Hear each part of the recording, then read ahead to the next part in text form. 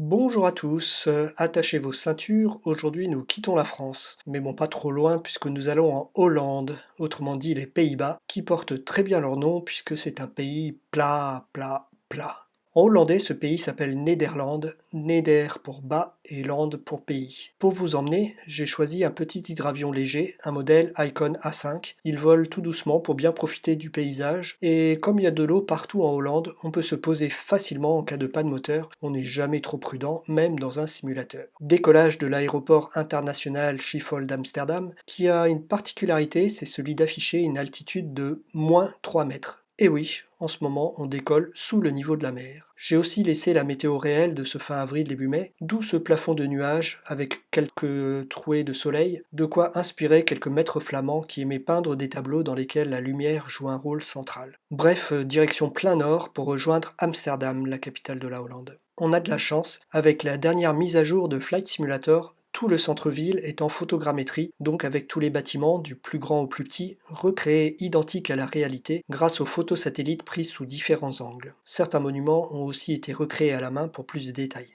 On arrive donc par le sud et devant l'avion, on voit un petit rectangle vert, c'est le parc des musées. On voit un bâtiment ovale au bord du parc sous l'aile gauche, c'est le musée Van Gogh. C'est pour les amateurs de tableaux tourbillonnants et colorés ou les amateurs d'oreilles coupées par ailleurs. Et ce grand bâtiment un peu plus lumineux au fond, c'est le musée le plus connu d'Amsterdam, le Rijksmuseum. Ça s'écrit R-I-J-K-S pour dire Rex, faut suivre. Il abrite une exceptionnelle collection de tableaux 15e et 16e siècle, et si vous aimez les clairs-obscurs de Rembrandt ou la laitière de Vermeer que vous voyez sur tous vos pots de yaourt, foncez dans ce musée, il y a vraiment des tableaux magnifiques. Et voici le centre historique d'Amsterdam et ses canaux. On voit bien sur ces images que la ville s'organise en demi-cercle concentrique autour de l'ancien port, aujourd'hui remplacé par l'immense gare centrale que l'on voit au fond. Dans le temps, on voyageait en bateau, aujourd'hui c'est le train à la priorité. Et contrairement à ce qu'on pourrait croire, ces canaux n'ont pas été construits pour les photos des touristes au XXIe siècle, mais ont été construits au XVIe et XVIIe siècle pour deux raisons principales: protéger la ville des invasions, donc il y avait une valeur défensive à ces canaux, et permettre la circulation des marchandises, puisqu'à l'époque ça se faisait beaucoup en péniche.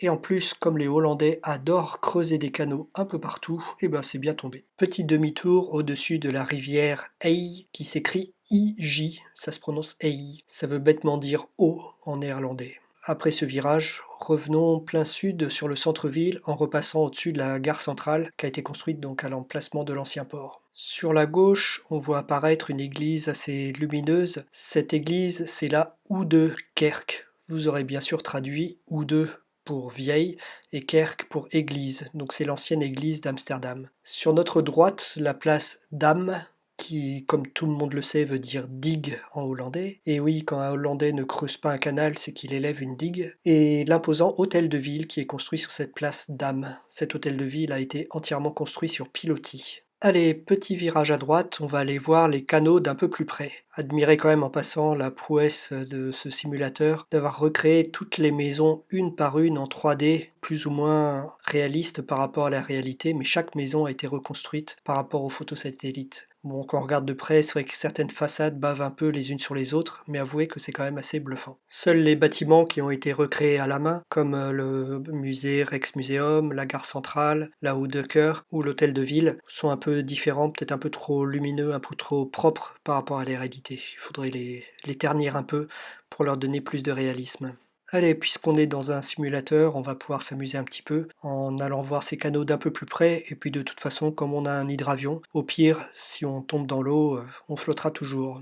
Voilà, l'occasion de voir cette belle ville défiler. Mais oula, quelle est cette odeur que je sens là par mon petit hublot ouvert? C'est une odeur forte, poivrée. Ah, mais c'est vrai qu'ici à Amsterdam, c'est le paradis des fumeurs et je ne parle pas tout à fait du tabac. Bon, va pas falloir rester trop longtemps dans ces vapeurs de coffee shop parce que sinon, moi je vais essayer de faire des loopings avec mon hydravion et ça risque de mal se finir. Allez, on va maintenant quitter Amsterdam, ses canaux et son centre-ville historique et partir vers le nord. Alors qu'est-ce qu'on a devant nous?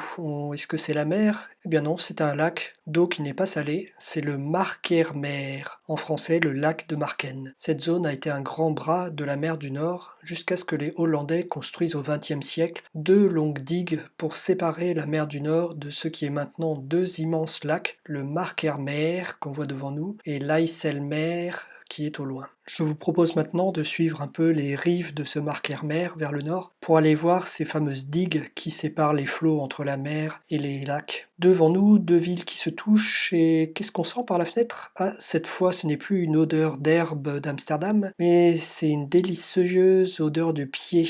Mais oui, c'est typique d'une fabrique de fromage. Nous sommes bien au-dessus du village d'Edam. Edam, mais oui, le fromage que vous trouvez dans vos sandwichs toute l'année ou en cubes dans vos salades. Ceci dit, de là à prétendre que la Hollande est l'autre pays du fromage, comme le disait la pub, c'est peut-être un peu exagéré. Là-bas au loin, on voit l'Ijsselmeer, qui est le deuxième lac, et si vous avez des très bons yeux et un peu d'imagination, tout au fond, il y a la mer du Nord. Si on regarde sur la gauche de l'avion, on voit aussi la mer du Nord, puisqu'en ce moment, on survole une langue de terre coincée entre ces deux immenses lacs et la mer du Nord. Admirez un peu cette lumière crépusculaire de la Hollande au mois d'avril. Et ça y est, on arrive à l'endroit de la première digue, celle qui sépare le Markermeer au sud et l'Ijsselmeer au nord, sachant que les deux sont donc bien des lacs. Alors la digue elle-même, vous avez peut-être eu un peu de mal à la voir, elle démarre à cette espèce d'île en croissant qui est juste devant l'avion. La ville qui est à l'entrée de la digue s'appelle Enkhuizen et c'est un port maritime jusqu'au 19e siècle, connu pour sa pêche au hareng. Les armoiries de la ville d'ailleurs portent encore 3 harengs en souvenir de cette activité.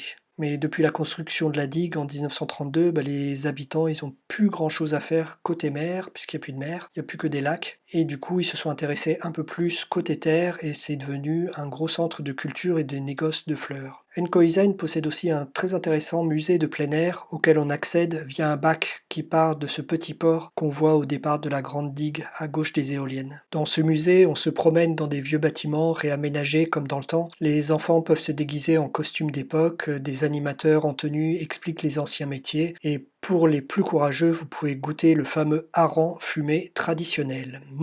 Revenons à la digue. Elle possède une route dessus, la nationale 3, et elle fait 31 km de long, soit une demi-heure en voiture à 60 km/h. Alors inutile de dire que vous avez le temps de voir la mer à gauche, à droite, et un peu partout. Et au milieu de cette route de 30 km, on se sent quand même un peu seul à rouler sur un tas de sable au milieu de la mer, alors que d'un côté, derrière nous, la côte s'estompe et qu'elle apparaît pas encore bien devant. J'en profite pour préciser que contrairement à ce qu'on peut penser, une digue c'est assez compliqué à construire puisqu'il faut de la solidité, donc parfois du béton, des enrochements. Il faut aussi de l'étanchéité, donc avoir de l'argile, et enfin du remblai avec en général le sable qui a été pioché au fond de la mer. Sinon, votre digue elle sera très jolie, mais à la première tempête, elle sera simplement emportée par les flots. Et puis accessoirement, la digue elle doit aussi être suffisamment haute pour résister à la montée des eaux à cause du vent, de la pluie ou des marées pour celles qui sont au bord de mer. Reprenons maintenant notre vol vers le nord et l'occasion de voir à gauche un des immenses polders. Attention, je vais essayer de prononcer son nom. Virengermer polder.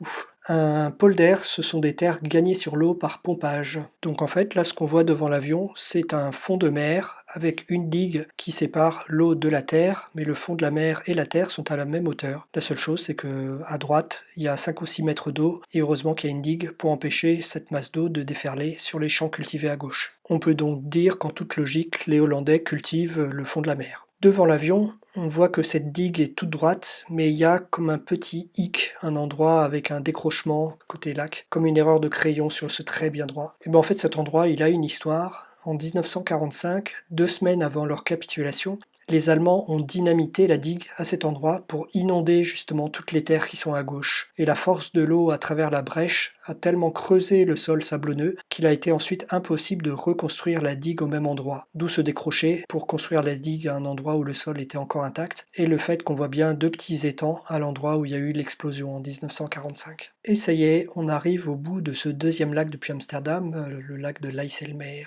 Au niveau de la pointe, devant l'avion légèrement à droite, on commence à distinguer la digue du Nord, c'est comme ça qu'elle s'appelle. Les Hollandais n'ont pas fait preuve d'une imagination débordante. Et au-delà, on trouve la vraie mer salée, la mer du Nord. Cette digue du Nord, a été envisagée dès le XVIIe siècle, mais en fait elle a été construite qu'en 1932, à la même époque que la première digue. Pendant le chantier, au fur et à mesure que la digue avançait, le courant devenait de plus en plus fort, là où il n'y avait pas la digue, puisque les hauteurs d'eau à gauche et à droite ne correspondaient pas toujours avec les marées. Les dernières centaines de mètres ont, paraît-il, demandé des efforts surhumains pour fermer définitivement l'Ijsselmeer. Cette digue est longue de 30 km. Elle est à 7 mètres au-dessus de la mer. Elle est plus large que la digue d'Enkhuizen, qu'on a survolée tout à l'heure, puisque cette digue du Nord doit résister aux terribles tempêtes d'hiver de la mer du Nord. Et du coup, elle fait jusqu'à 90 mètres de large au niveau du fond de la mer. Et ça y est, on arrive de l'autre côté où ils cultivent des éoliennes. C'est surtout la verte campagne hollandaise, une brave campagne classique qui n'est même pas un polder pour une fois.